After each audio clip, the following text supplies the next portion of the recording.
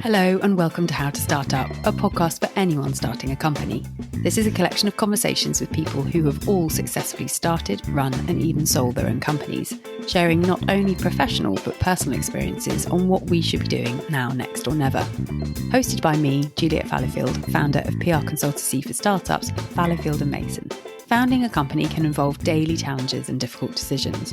And as we enter our 7th season of the podcast, I wanted to hear from specialists in various areas of health and well-being on how founders can look after themselves while starting a company. As if the founder isn't looking after themselves, it doesn't really bode well for the rest of the business. I hope the advice and guidance that they share in these episodes will help you take care of your physical, mental and emotional health as you build your business.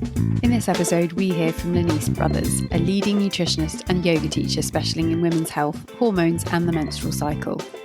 Lenice develops nutritional programs through her Eat, Love, Move consultancy to empower and educate women to understand their bodies and advocate for better healthcare. Lenice's first book, You Can Have a Better Period, was released in March 2020, and she also hosts the Period Story podcast, breaking taboos around menstrual health, hormones, perimenopause, menopause, and beyond. In this episode, Lenice shares her advice on working with the rhythms of your body and harnessing the powers of the stages of your menstrual cycle to benefit you both professionally and personally. Hi Lenice, thank you so much for joining How to Start Up today. It's great to have you on. It would be wonderful if you could just kick off with an introduction as to who you are and a bit about the business that you founded. My name is Lenice Brothers and I am a nutritionist specializing in women's health, hormones and the menstrual cycle. And I'm also the author of the book, You Can Have a Better Period. And this is actually a really interesting subject for me because being a founder myself, I have to practice a lot of what I preach. So things that I talk about today, I actually do myself. It's really interesting being a founder because I've spent about 15 years working in advertising communications. And so having to switch gears and realize that the buck literally stops with me. Once I kind of got that, I then realized that actually, if the buck does indeed stop with me, that means that I really have to take care of myself because if I get sick, then I can't work. And then if I'm not working, I'm not bringing in any income. But you're completely right because there are so many hours in the day. We do need to sleep. We do need to eat. We do need to look after ourselves. And I think in this day and age, there's so many elements of you must meditate, you must eat 30 different plants a week, you must go and practice yoga. Like, what is the baseline basically of self-care when it comes to looking after yourself? So I think what's really important as a female founder to really understand that you need to work differently to a male founder. You can't work in this kind of 24/7 kind of hustle mindset because our bodies, they work differently. We have a different sort of cycle. And if you work like that, you're gonna end up being burnt out. And it means that you're not taking advantage of the natural peaks and troughs that happen across a wider cycle that is inherent to the way that our bodies operate. So that's the kind of very kind of basic that I really encourage any female founder, even if you are on hormonal contraception, I really encourage you to just start to bring that in. You won't be having a period, like a kind of natural period, but it is something to bring in because you're not necessarily going to be on hormonal contraception forever. And when you say burnout, do you have like a brief definition? Because again, it's a trending topic and everyone's saying, I'm so burnt out, but what really qualifies as burnout? Yeah, so burnout is you wake up and you're exhausted. By the end of it, you've been using sugar and caffeine to prop up your energy throughout the day. And by the end of the day, you have this feeling of being tired, but really wired because of all the different things that you've been doing to artificially prop up your energy. Then you get to, I think there are different stages of burnout. You get to a point where you don't feel the same passion that you feel like you should feel for your business because you have no energy. your weekends, you feel like you have to catch up. You have to catch up on sleep because you've just been like pushing and pushing and pushing. You go on holiday because you think that will make you feel better, but you get sick straight away. And it's just, I use this analogy of a bank account. You can't keep taking energetic withdrawals. You have to deposit because you're going to go into energetic overdrafts. That's a really good way of thinking about it. And what were things that people can do to sort of build that store back up again? Yeah, so I think you really need to, it's really important for you to respect your body and respect your energy, and know that actually it's okay not to work flat out 12 hours a day. You need to give yourself breaks. We're out of the 80s kind of Wall Street mindset, lunch is for wimps, that sort of thing. Take your lunch breaks, take breaks throughout the day, because what you'll find is actually you might get some amazing ideas when you're just staring out the window, or you're taking your dog for a walk, or you're taking yourself for a walk. That's when your best ideas might come, when you're away from your screen. So true, but everyone says you never regret a walk. You go around for a walk around the block, you'll never ever regret it. But it's that need of a screen, isn't it, that draws you back in, and it's laptop guilt, which a lot of people have talked about, breaking that habit. And do you find women are particularly bad at this, or is it just the fact that we have a different cycle that we need to be a bit more aware about it? I think it's both. So women can be particularly bad at it, especially if you're a mum, because there's that added layer of you only have a certain number of hours a day. And so you feel like you need to pack it all in. And if you do take a break during the day, there's a little bit of a guilt, like I actually should be working. But there's always something else to do. Yeah. And so there's this kind of, girl boss kind of hustle mentality of like, I just need to be working. But as I say, you find that when you take those breaks, you give your brain a bit of space and the best ideas come, or you just feel a little bit more revived. And then when you layer on the kind of, if you look at the menstrual cycle and how there are times in our menstrual cycle where we'll naturally have a lot of energy. So around the middle, around ovulation, that's kind of classically the peak of our energy. And this is when we can really take advantage, because that also correlates with changes in the way we kind of relate to the work that we do, communication, socializing, versus when you have your period, that's a time where you're wanting to kind of dial it down a little bit, even if it's just by 1%, take it a bit slower. And you find that actually during that time, again, the kind of work that you tune to is different. So that's a time where you might be diving into things that are a little bit more analytical. So maybe this is a time where, and, just hear me out, because this is kind of contradictory to what we hear in the culture, like you're supposed to be in agony when you have your period, but like your brain is still functioning. But I've heard some women run their best marathon times when they have their periods. Yeah, exactly. I mean, with marathon, inherently, you have to pace yourself. It's not about going flat out. You kind of think about, the menstrual cycle as a way of pacing yourself in life. You're in your period, you go slower. That's a time where you're more analytical. You're more insightful because you're willing to dig a little bit deeper, versus when you're in your midway point around ovulation. That's where you have all this fizzy, kind of very social energy. You want to be out in the world. This is where, if negotiation and communication is part of your job, you'll find that you can negotiate your best deals around this time. Is that because you're buzzing and ovulating, therefore you're meant to be attracting a mate and procreating?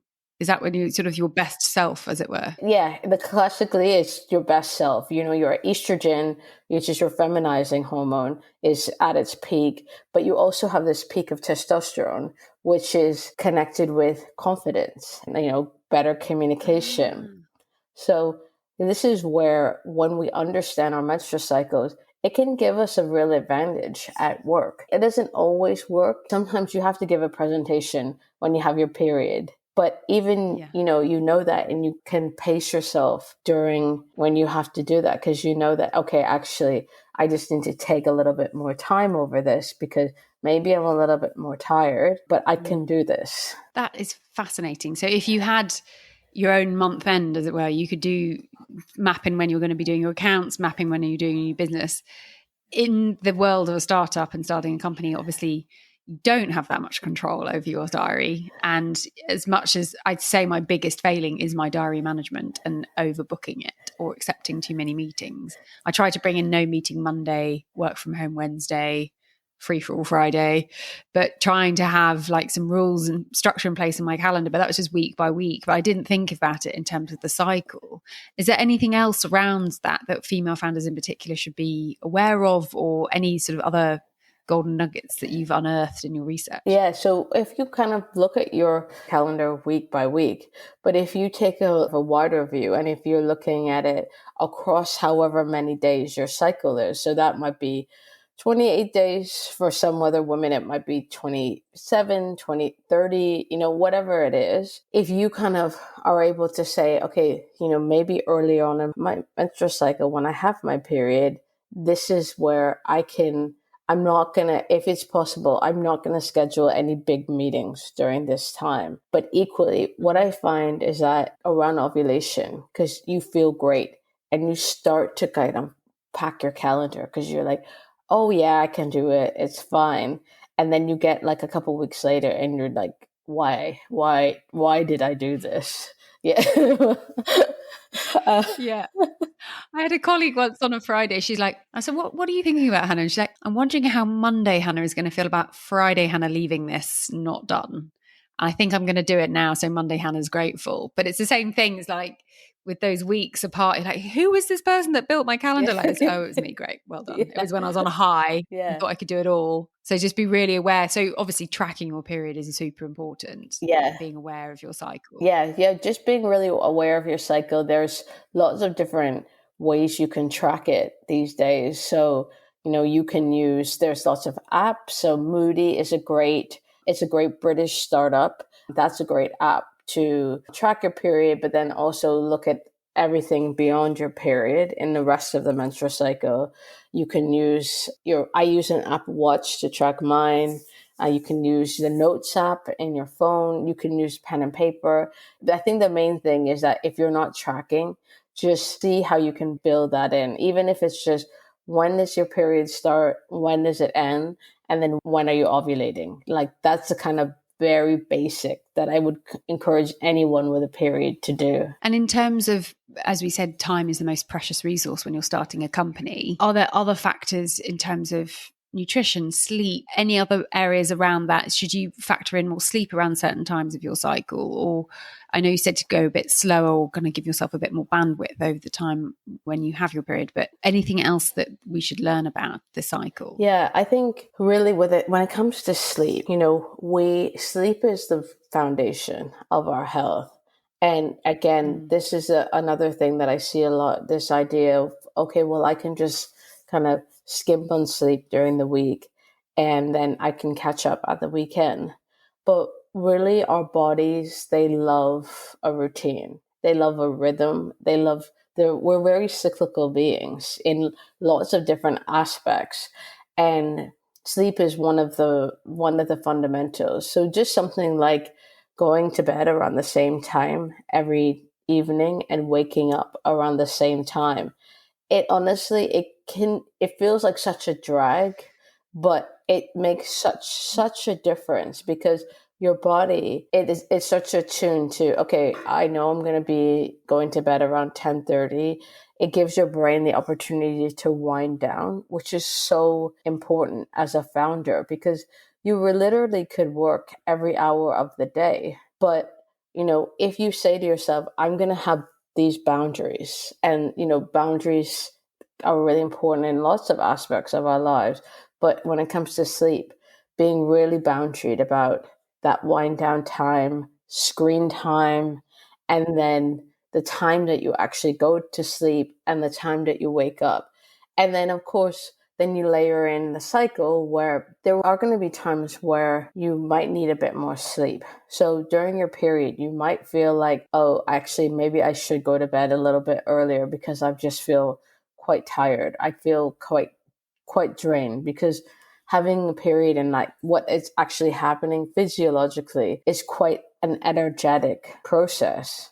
So that time that we sleep is not only rebuilding our bodies, but it's also rebuilding our brains. You know, our brains go through this process. It's called lymphatic cleaning. It's like our brain is washing itself overnight. Yeah. And But it can only do it whilst you sleep. exactly. So sleep is a fundamental. And I know everyone knows that, but I think really trying to implement that, it can make such a difference. One question I wanted to ask is, obviously, as you said, the period itself is an energetic release and your body's going through a change. Are there any tips that you could give female founders that could support them through that? Are there sort of dietary recommendations or particular exercises that you would suggest that they incorporate during that time? Yeah, so when you have your period, I think it's really important to think, how are you supporting yourself through nutrition? So really listening to what your body is telling you that it wants. So when we have our period, we lose iron through that process. And iron is really important, not only for making blood and kind of rebuilding that lining, but also for energy. It's what I see a lot in female founders and my other female clients, is that there's this kind of push at the moment to veganism and vegetarianism, but then you layer on eating on the go and just eating kind of maybe in an unplanned way, not getting enough iron. That has a knock-on effect on energy. It has a knock-on effect on periods. It can make them heavier. So just really looking at how much iron you're eating in your meals. So you might find that actually during your period, and I hear this a lot, you crave red meat. There's a reason for that. The iron is a really, really easily absorbed in red meat. Sadly, I don't crave spinach. If only Yeah. if only it was the same craving. It's like, oh, I really want a bar of spinach, not chocolate. Yeah. But if you're vegan or vegetarian, just try to be more planned about the types of iron that you include in your meals, especially around your period, adding in vitamin C foods, because that makes that plant-based form of iron easy to absorb in the body. And then also just making sure that you're doing things like eating foods with magnesium, because they're thinking about being a founder, being a male founder, and all the kind of stress, this kind of low-lying stress that we operate under. When we're stressed, we just use so much magnesium. Magnesium is like if you think about a car, it's like a spark plug in the body. Really? And it's so important. 75% of us are deficient in magnesium. And then you add the stress. It's just, you're just some and I'm guilty of this, operate on like stress and adrenaline, and it's a kind of driving factor. But when you're feeling like that, you're kind of have increased levels of cortisol, which is our primary stress hormone. You're using a lot of magnesium. You're losing a lot of sodium, potassium, all of these minerals that are so important for lots of different processes in the body. So that's one of the reasons why during your period or before you might crave chocolate, because dark chocolate specifically is a really good source of magnesium. Oh, I think you've just answered the question of my entire life. Okay, amazing. I had no idea. So it's actually quite a good thing to have. I mean, in not like huge amounts, but every craving that you have, there's a reason behind it. The body is very smart, very clever, and it's those cravings are a sign from the body. Like, for example, if you have a lot of salt cravings, that could be a sign that you need more sodium, you need more potassium, because we use a lot of those minerals when we're stressed. So eating something like a banana could be really interesting, because that's a really good source of potassium, or drinking some coconut water, because that's also a really good source of potassium. So yeah, but this is really kind of, again, tuning into what's going on into your body, because when you're running a business, you can be very externally focused. But this is just asking you to just take a moment and say, well, how am I feeling today? What do I need? What's going on in my body? Because, your health, it's such a cliche, but health is wealth. And if you're sick, you can't run your business properly. So really invest in yourself. That's so funny, because we were talking about this season being all around health and wellness. And for some reason, I kept calling it wealth and wellness, Yeah. wealth. It kind of rolled into one. And I was like, no, it's health and wellness. It's nothing to do with revenue. But actually, you're right. If you don't look after yourself, the revenue is not going to be coming. And we've talked about supporting yourself during when you're sort of planning and tracking your periods. But if you have external stress put upon you, can that impact your hormones and your menstrual cycle as well? Can it do some damage? Yeah, absolutely. We have these different vital signs in our body. So heart rate, breathing rate, temperature. Our period and our menstrual cycle are another vital sign. They call it the fifth vital sign. And when you're under a lot of stress, the body then says, okay, well, actually, it's not safe to have a period or ovulate in the way that it had been previously, when everything was copacetic, everything was fine. So stress can have a massive impact. And there's different types of stress. There's having a lot of work and feeling the pressure, but there's also not eating enough. And then that leading to nutritional deficiencies, exercising excessively. So just feeling like when you exercise, you have time to exercise, you just need to go flat out and just doing cardio all the time. That is another stressor on the body. And all of those different stressors can have an impact on the period, because the body just doesn't feel safe. And that can change a period in it being shorter, longer, heavier, going missing, lighter. So, knowing what your baseline is and then really being honest about the stress you're under and seeing if that's affecting your period in any way is really important. Goodness, that's really, really interesting. I mean, gender is such a big question right now. And we know from the Alison Rose review that there's, I think it's 250 billion missing from the UK economy because women are not encouraged to start businesses at the same rate as men. But that's a lot of pressure as well. But should we highlight that female founders are indeed managing different stresses than, say, male founders? Is it something that we should be more sympathetic to, do you think, in this startup world? I think, there's two ways of looking at that. There's an inherent disadvantage that we do have where we might not be encouraged to start our own business, or we feel unable to start our own businesses because we feel like we're coming from the back foot. But then once you layer in what you know about your menstrual cycle, that can give you a real advantage, because you know that you need to work differently. You can't work in a 24-hour cycle. Like, for example, with men, they have a 24-hour testosterone cycle. So the peaks in the morning, and then it starts to decline throughout the day. So like if you're looking for an investment and you're going to pitch to male VCs, schedule that meeting in the afternoon, not the morning. Interesting. And given that most investors at VCs are still male, that is a very useful thing to find out. Yeah, you definitely can play the game with this and not think of it as something that is a handicap. Think of it as something that can actually bring you a lot of power. Understanding yourself better, understanding how you can work better is really powerful. And then applying those general insights into your work specifically, and then how you move your body, how you eat, how you rest is so powerful. So our previous podcast guest had a question for you, and it is, how do you narrow down the possibilities given in your line of work? There's so many things that you could do. How did you as a founder decide what to focus in on? That's such a great question, because you're right. There are so many things that you can do, and don't feel like you have to do everything at once. I'd say with your business, you have your core capabilities, the reason you started your business, the thing that you want to do, or the product that you want to sell. Get that right.